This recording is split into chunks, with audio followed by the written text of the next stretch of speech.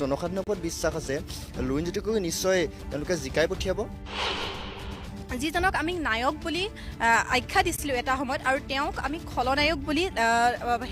আন্দোলনৰ পৰিণতিত আমি তেখেতক আখ্যা দিব লগা হৈছিল আৰু ইয়াতকৈ আৰু দুৰ্ভাগ্যজনক বিষয় আমাৰ অসমীয়া জাতিৰ বাবে হয়তো নাই যুৱ প্ৰজন্ম সকলোৱে অৰ্থাৎ এইবাৰ মানে তেওঁলোকে নতুন মুখ বিচাৰিছে অৰ্থাৎ এই লোকসভা ডিব্ৰুগড় লোকসভা সমষ্টিৰ পৰা তেওঁলোকে এজন নতুন মুখক দিল্লীলৈ তেওঁলোকৰ হৈ কথা ক'বলৈ তেওঁলোকৰ হৈ মাত মাতিবলৈ তেওঁলোকক প্ৰতিনিধিত্ব কৰিবলৈ তেওঁলোকে পঠিয়াব বিচাৰিছে এইবাৰ যি সমস্বৰে এয়া সকলোতে বাজি উঠিছে আজিৰ তাৰিখত আমাৰ হাতত আজিৰ তাৰিখত আমাৰ হাতত ভাৰতীয় জনতা পাৰ্টীৰ গত্যন্তৰ নাই কাৰণে আমাৰ দ্বিতীয় কোনো অপশ্যন নাই কাৰণে আজি জাতি মাটি ভেটিৰ সুৰক্ষাৰ প্ৰতিশ্ৰুতিৰে যিখিনি ভোট সংগ্ৰহ কৰি তেওঁলোকে চৰকাৰ গঠন কৰিছিল কিন্তু তাৰ সমান্তৰালত যদি আমাৰ বৰ্তমান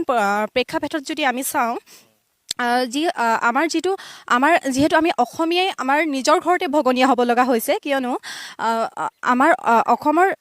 যিসকল খিলঞ্জীয়া লোকসকল আৰু সেই খিলঞ্জীয়া লোকসকলক কিন্তু তেওঁলোকে আমি যদি চাওঁ বৰ্তমান মাটি দখলৰ ক্ষেত্ৰত যি উচ্ছেদ কৰিছে আৰু সেই উচ্ছেদে কিন্তু বৰ্তমান আমাৰ চৰকাৰখনে বহিৰা বনীয়াসকলক কিন্তু তেওঁলোকে যি সুবিধা প্ৰদান কৰিব তেনে ক্ষেত্ৰত আমাৰ অসমত নিবনুৱা সমস্যা পুনৰ ধাৰাবাহিকভাৱে অত্যাধিক সৃষ্টি হ'ব তেনে ক্ষেত্ৰত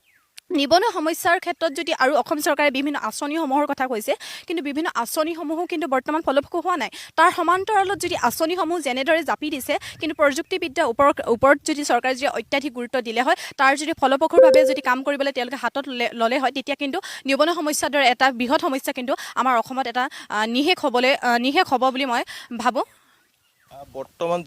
ইলেকশ্যন আহি আছে এই ইলেকশ্যনত নৱপ্ৰজন্মৰ মাজত নিবনুৱা সমস্যাটো এটা ইছ্যু হিচাপে পৰিণত হ'বনে বৰ্তমান নিবনুৱা সমস্যাটো এটা ইছ্যু হিচাপে পৰিণত হ'ব কাৰণ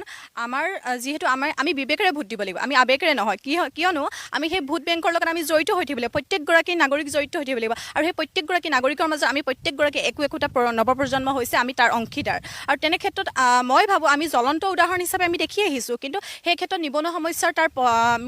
মূল প্ৰতিফলন বুলি ক'ব লাগিব আৰু যিটো চৰকাৰৰ যি জনমত গঠনৰ ক্ষেত্ৰত সেই ক্ষেত্ৰত কিন্তু আমাৰ অসমৰ জনসাধাৰণ প্ৰত্যেকগৰাকী একমত হ'ব লাগিব আৰু তেওঁলোকে বিবেকেৰে কামখিনি কৰিব লাগিব আৰু মূল কথা হ'ল আমি নিবনুৱা সমস্যাৰ তাৰ সমান্তৰালত যদি আমি চাওঁ কিন্তু আমি ভাৰতীয় অৰ্থনীতি এতিয়া আপুনিও যেনেদৰে আপোনাৰ গৃহত বা আমাৰ গৃহতো হয়তো আমাৰ মা দেউতাহঁতে আমাৰ ৰন্ধন প্ৰণালীৰ ক্ষেত্ৰত যিখিনি সামগ্ৰী আমি খাদ্য সম্ভাৰৰ ক্ষেত্ৰত যিখিনি আমি ক্ৰয় কৰিব লগা হয় সেইখিনি ক্ষেত্ৰত কিন্তু বৃহৎ পৰিমাণৰ যি ক্ৰয় কৰিব লগা হয় সেই মূল্যবৃদ্ধি সঁচাকৈ আমাৰ নিচিনা মধ্যবিত্তৰ জনসাধাৰণসকলৰ মাজত মাধমাৰ সৃষ্টি কৰিছে কাৰণ এতিয়া আমি খেতি কৰি খাবলৈও হয়তো আমাৰ এই খেতিৰ বীজ গুটিকেইটা কিনিবলৈও কিন্তু আমাৰ কাৰণে ক্ৰয় কৰিব লগা হৈছে আৰু যি সময়ত আমাৰ অসমৰ প্ৰেক্ষাপটত যদি চাওঁ আমাৰ ঔষধৰ পৰিমাণ যিটো মূল্যবৃদ্ধি বাঢ়িছে সঁচাকৈ আমাৰ বাবে এটা দুৰৱস্থাৰ বিষয় হৈ পৰিছে কাৰণ আমাৰ অসমত এনেকুৱা 70% কেঞ্চাৰ আমি যদি আনুমানিক ধাৰণাহে কৰোঁ 70% যদি আমাৰ কেঞ্চাৰ বা হাৰ্ট পেচেণ্ট এনেকুৱা ধৰণৰ বিভিন্ন ৰোগী আমাৰ অসমত আছে তাৰ ক্ষেত্ৰত যদি চৰকাৰে যদি সেই ক্ষেত্ৰত বিভিন্ন ধৰণৰ যদি তেওঁলোকে ৰোগীসকলৰ কাৰণে নিৰাময়সকলৰ কাৰণে তেওঁলোকে যদি ঔষধৰ ক্ষেত্ৰত যদি বৰ্তমান যদি তেওঁলোকে সেই